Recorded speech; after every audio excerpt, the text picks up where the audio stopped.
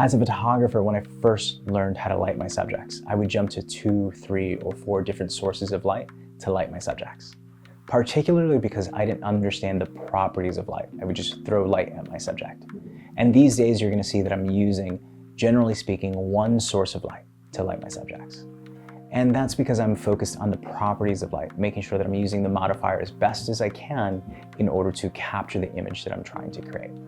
So for today's lesson, what I want to showcase is this: using a single light setup in order to create beautiful and impactful images like these.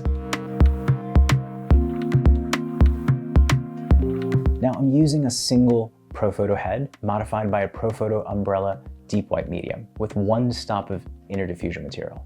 It's going to go ahead and light her cheekbones and light her jawline in a way that's very complementary. I'm able to sharpen those cheekbones and sharpen that jawline.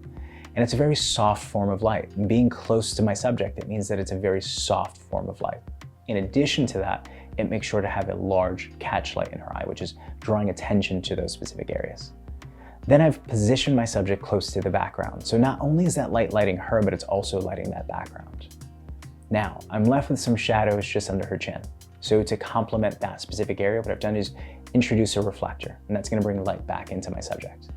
So that introduction of the reflector with the modifier creates beautiful catch lights in her eyes that just draw you into these images. Now, to take that to the next level, I'm photographing in a fairly shallow depth of field. So not only am I creating beautiful catch light and beautiful light using a single light source, but that extra shallow depth of field really makes these beauty images stand out. So here's the challenge I want to go ahead and present to you today. Before you jump to that second light setup or that third light setup or that fourth light setup, go ahead and try to use that one single light setup and see how you can maximize that specific modifier so that you can get the most quality and control for what you're trying to create.